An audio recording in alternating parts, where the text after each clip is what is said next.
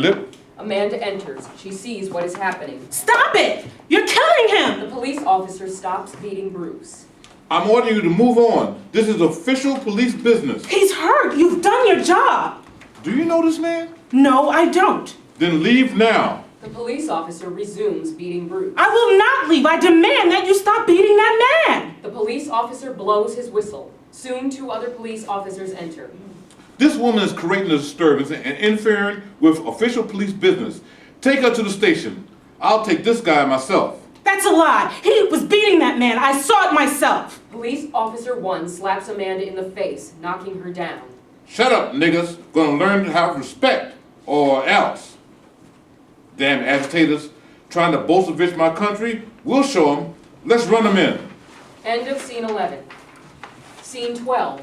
Time, next day. Place, Junior's office. Junior is sitting behind his desk, reading a newspaper. A bottle of bourbon and a glass is on his desk. His phone rings. Junior picks up the phone. They're here. Show 'em in. Junior hangs up the phone.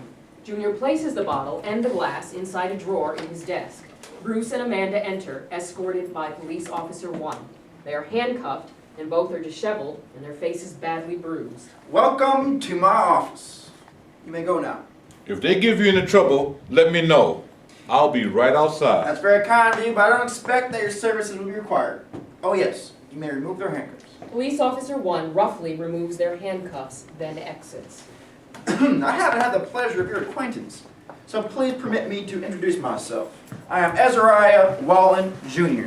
My father was the governor of this state. Presently, I am chief counsel and advisor for the Consolidated Steel Corporation. I don't care who you are or why you brought us here, but let me tell you this. The whole world is going to hear about your barbaric police tactics. It's outrageous. You hush!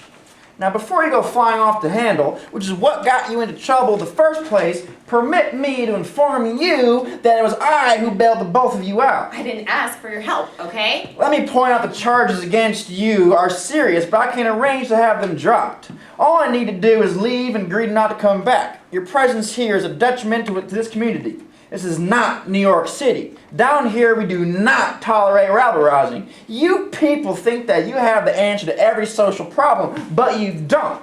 Before I bailed you out, I familiarized myself with your case, and frankly, what I learned appalled me. You had the temerity to assault one of our law enforcement officers while in the performance of his lawful duties. He had cause to employ deadly force. But in this part of the country, our police officers are taught to act with civility and restraint. That's news to me. I told you to hush up. I'll deal with you later. As for you, I want you out of town on the next train. This is a free country. You can't make me leave. This is a free country, but it does not mean you have free to violate our laws. I didn't violate any laws. You violated my rights. Ha! Here you are in my office, under arrest and facing serious charges, and yet you have the audacity to lecture me?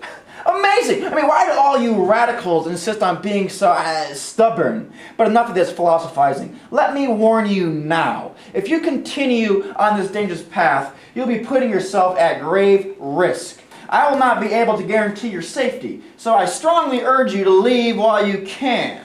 I have a train ticket at my dress door. Junior opens the desk drawer and takes out a train ticket. Here. Junior places the ticket on the desk. Take it. Keep the ticket. I'm staying here to serve the cause of freedom and justice for the exploited and oppressed. Leave while you can. Don't you see that you're dealing with a thug? Amanda, please, that is enough. So what will it be? You have nothing on us. On the contrary, the police have sworn statements from 6 citizens of excellent standing in the community who have attested to the felonious nature of your actions yesterday and will so testify in court. You should be at home with your husband, not in the street plotting insurrection with radicals. You are below contempt. Wait until my husband hears about this. He's heard about it already. I mean, I called him myself, and he'll be here shortly to fetch you. I was beaten, arrested, and humiliated. That's unfortunate. However, you have only yourself to blame. The officer was beating this man.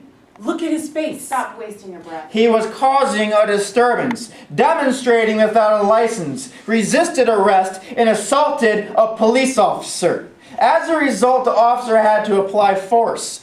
You do understand that, don't you? What I understand is that I am a victim of police Oh, brutality. your gumption's admirable, but misguided. You leave me with no choice but to have you remanded back to jail for further processing. Junior picks up the phone. Please inform the officer that his presence is required. Police officer 1 enters. Yes, sir. The gentleman is unwilling to accept our offer of leniency, so please escort him back to our penal establishment. Stand up. Don't touch me! Bruce jumps up, tries to grapple with the officer, but trips over the chair, falling on the floor. Police officer 1 takes out his baton and starts beating Bruce. You still haven't learned your lesson. Stop it! Police Please tell him to stop beating that man. Yeah, that'll be enough, officer. I believe the gentleman's learned his lesson. Police officer 1 stops beating Bruce and drags him off stage. You see, Amanda, it does not pay to break the law. It is you who is breaking the law. Yesterday I told you to stop sassing me and I meant it. You pig! Junior quickly moves from behind his desk and slaps Amanda on the face. How dare you say that to me, you uppity gutter snap! If it wasn't for me, you'd be too big a whore playing your train on Main Street! And you be my pimp. I've had enough of your insolence! You phony! Oh, nobody forced you to put out for me! You led me to believe that you loved me. I never misled you! Never! Yeah, right. I did what I could to make things better for you. Any dope with a rich and an influential father could have done that. Amanda, as much as you may not believe what I'm going to say, I don't want to see anything bad happen to you. But if you keep... shut up! Oh! How dare you tell me to shut up! Do you know who I am? I'm one of the most powerful men in this state. I can make and break anyone I want, including you. Do you hear me? Junior slaps Amanda again. Amanda spits in Junior's face. Why, you dirty, filthy tramp, it's about time I taught you a lesson! Junior tears open the front of her dress, hits her again, and throws her onto the floor. No! No! No! No! End of scene 12.